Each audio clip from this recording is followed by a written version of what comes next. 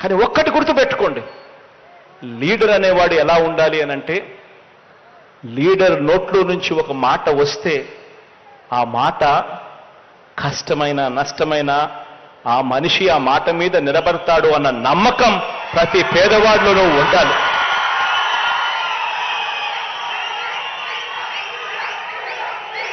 ఆ విశ్వసనీయత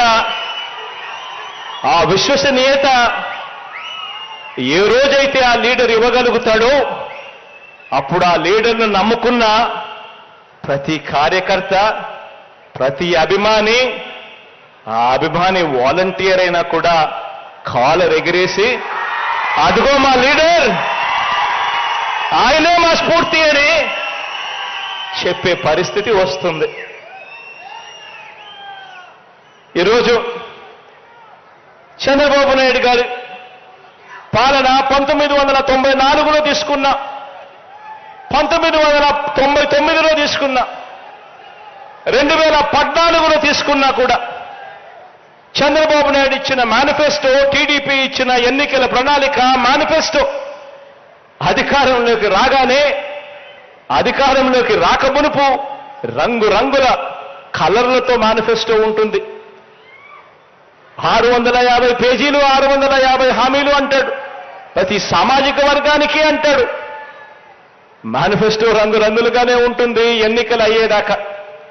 ఎన్నికలు అయిపోయిన తర్వాత మేనిఫెస్టో చెత్తబుట్టలో వేసి, మేనిఫెస్టో అన్నది ఏముంది, మేనిఫెస్టో అన్నది ఎక్కడుంది అని అంటే కనీసం వాళ్ళ వెబ్సైట్స్లో కూడా కనిపించుకోకుండా మాయం చేస్తా ఉన్న పరిపాలన చంద్రబాబు నాయుడు గారి హయాంలో చూశాం. ఈ నిజాలన్నీ కూడా మన వాలంటీర్ల వ్యవస్థ అర్థం చేసుకొని ప్రజల కోసం, ప్రజలు మోసపోకూడదని, ప్రజల కోసం ప్రజలు మోసపోకూడదని బాబు మేనిఫెస్టో రంగుల్ని ప్రజలకు వివరించాలి, ప్రజల ముందు ఉంచాలి. ముఖ్యమంత్రి జగన్ గారు మాట్లాడుతూ ఈరోజు కూడా నా దృష్టికి వచ్చింది, 33,000 మంది ఆడపిల్లలు వైసీపీ వాలంటీర్ల వల్లే అదృశ్యం అయిపోయారని నేను అన్నానంటే వారికి వివరణ ఇస్తున్నాను.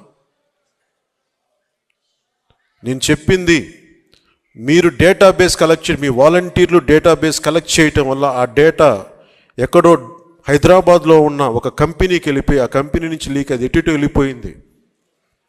అదే చెప్పాను తప్ప ఏ రోజు కూడా వాలంటీర్ వ్యవస్థ సంపూర్ణంగా వాళ్ళు చేశారని నేను ఎప్పుడు అనలేదు. వాలంటీర్ల మీద నాకు గౌరవం ఉంది, కానీ కొద్దిమంది వాలంటీర్లు చేసిన తప్పులకి వాలంటీర్ వ్యవస్థ మొత్తం చెడ్డ పేరు తీసుకొచ్చిందని చెప్పాను తప్ప వాలంటీర్ వ్యవస్థ ఏ రోజు కూడా మొత్తానికి చేసిన నేను ఏ రోజు చెప్పలేదు. ముఖ్యంగా వాలంటీర్స్గా పనిచేస్తున్న యువతకు ప్రత్యేకించి తెలియజేస్తాం, మీ భవిష్యత్తుకు కూడా మేమందరం అండగా నిలబడి ఉంటామని తెలియజేసుకుంటున్నాం. ఈ ఉద్దేశంలో, ఈ క్రమంలో జగన్ గారు ఒక నిజమైతే చెప్పారు, 33,000 మంది ఆడపిల్లలు ఆంధ్రప్రదేశ్ నుంచి అదృశ్యం అయితే ఆయనైతే చెప్పారు. ముందు నేను చెప్పినప్పుడు ఎవరు నమ్మలేదు. కేంద్ర హోంశాఖ సహాయ మంత్రి చెప్పిన తర్వాత ఇది బయటకు వచ్చింది, అప్పుడు అందరూ నమ్మారు. ఈ రోజుకి ఒక ప్రెస్ మీట్ పెట్టని వ్యక్తి నన్ను కానీ నాయకులు తెలుగుదేశం పార్టీ జాతీయ అధ్యక్షులు ఆయన తిట్టడం తప్ప, మా ఇద్దరిని తిట్టడం తప్ప అతనికి వేరే పని లేదు. అలాగే ఆర్వి రామారావు గారు కూడా మీరు ఒకసారి జగన్కి మీరు క్లాస్ వార్ గురించి ఒక చిన్న పాఠం తీసుకోవాలి. ఆయనకి ఇన్ని ఇసుక రీచ్లు ఉంటే అనేక సర్పంచ్లు కానీ ఎంపీటీసీలు కానీ ప్రతి మండల స్థాయి వ్యక్తులు చాలామందికి ఉపయోగపడే ఒక ఇసుక రీచ్ల్ని ఆయన ఒక కంపెనీకి దారాదత్తం చేసిన వ్యక్తి. ఒక కంపెనీకి దారాదత్తం చేసిన వ్యక్తి ఈ రోజున క్లాస్ వార్ గురించి మాట్లాడతాడు. ఎంటైర్ మైనింగ్ని కొద్దిమందికి అసలు దాదాపు ఈ పుస్తకంలో చెప్పిన 2,600 కోట్ల ఎంతో పైచిలుకు అన్యాయం జరిగింది, ట్యాక్స్ రూపంలో రావాల్సింది కేవలం కొద్ది కంపెనీలకి, కలెక్షన్ కంపెనీలు కట్టుబెట్టారని చెప్పిన ఇది కూడా ఉదహరించారు మన సురేష్ కుమార్ గారు. ఇలాంటి కోకలలు. సో క్లాస్ వార్ గురించి ముఖ్యమంత్రి జగన్కి చాలా బలమైన పాఠం భవిష్యత్తులో తీసుకుంటాం. జగన్ మర్చిపోకు.